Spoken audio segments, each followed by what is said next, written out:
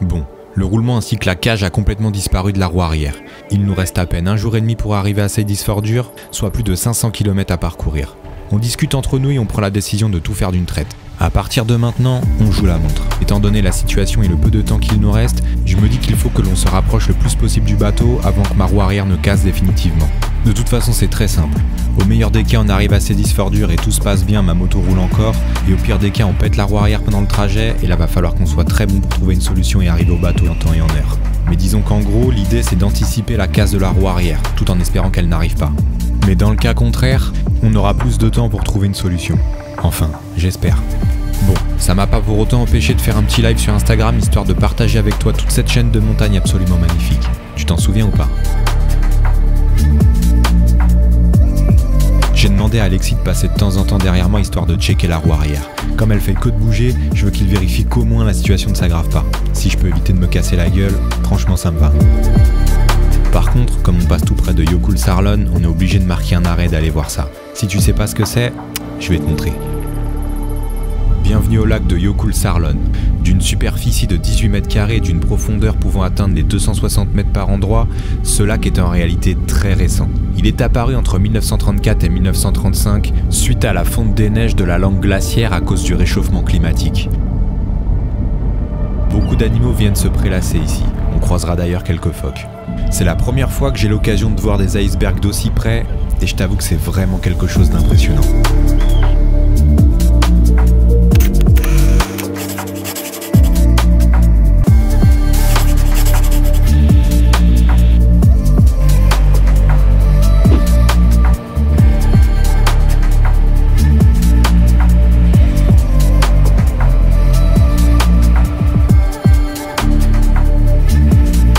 L'heure tourne, le soleil s'est couché, le froid s'intensifie et la brume se lève. Je pense qu'en termes de ressenti au niveau des températures, on doit être en négatif. Mais on lâche rien, on continue.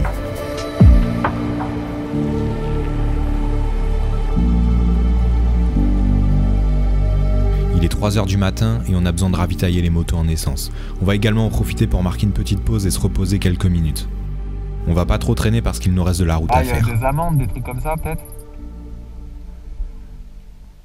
Hein? T'as dit quoi?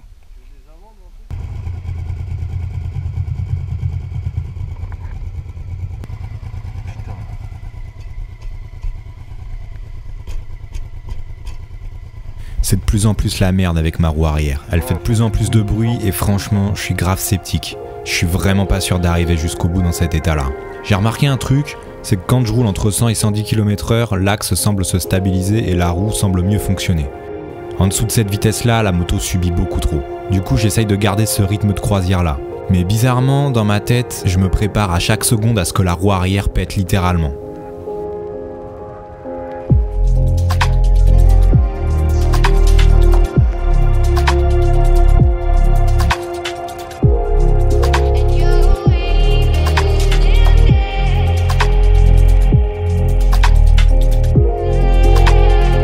Je sais pas si tu t'en souviens, mais plus tôt durant ce voyage, on avait dû renoncer au fjord du nord-ouest à cause de tous les problèmes qu'on avait rencontrés sur les différentes motos.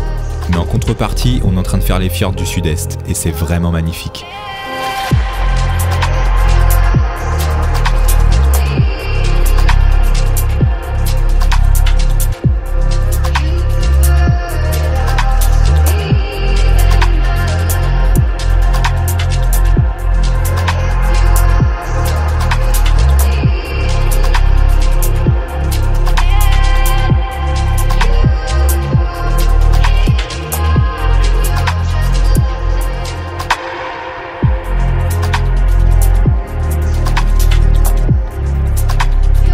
« 4 h du matin, dans les fjords du sud-est en Islande. On est seul au monde et je pense qu'on a maintenant passé le cap de la fatigue.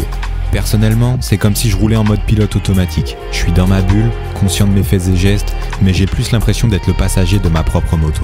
Une sensation un poil déroutante, peut-être même un poil dangereuse, je te l'avoue. Même si très franchement, j'en ai pas l'impression.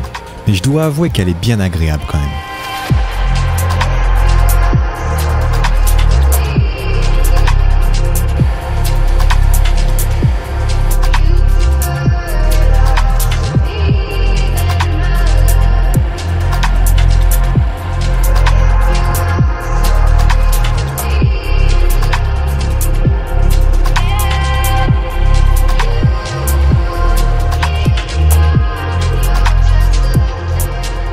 dans un élan de folie, on accélérera un peu plus le rythme histoire de se faire plaisir tellement la route est bonne. Elle est tellement bonne que j'en ai oublié mon problème de roue arrière. Certaines courbes viennent épouser le bord de mer. Quand tu rentres dans certaines d'entre elles, le bitume disparaît au loin. Seule la mer reste visible. C'est tellement beau, tellement bon.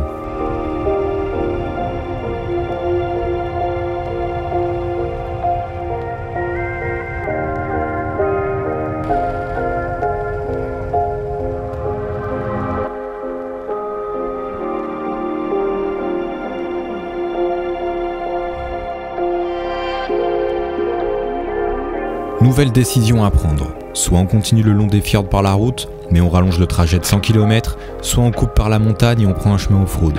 On jette un rapide coup d'œil sur nos applications satellites histoire d'essayer d'en savoir plus sur cette section off-road. Mais dans le doute, et en raison de mon problème de roue arrière, on décide de continuer le long des fjords. C'est reparti pour 100 km de plus.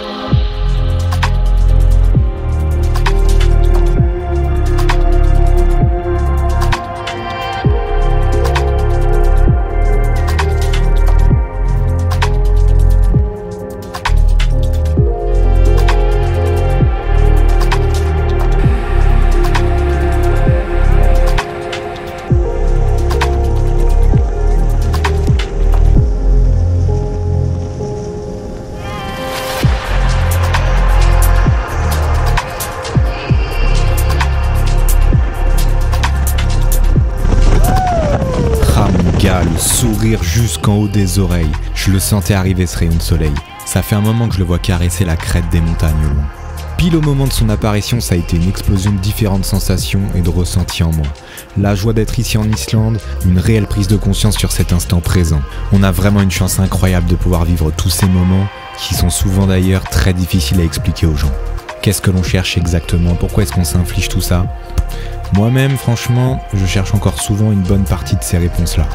Quand tu pars comme ça, t'as souvent beaucoup de questions, de peurs, de craintes. T'es même pas sûr de revenir chez toi parce qu'il y a tellement d'éléments que tu ne maîtrises pas. Mais pourtant, tu remets toujours le couvert. Chaque année. Mais pourquoi au juste? Je pense qu'en fait, cette envie d'aventure, c'est une espèce de flamme éternelle qui brûle au fond de toi. T'as beau essayer d'être raisonnable, essayer de la contrôler, ou même essayer de l'éteindre, elle finit toujours par se rallumer et te pousse à partir. Encore et encore. C'est un besoin, et j'irais même jusqu'à dire vital pour ma part. Et ce peu importe ce que ça peut me coûter.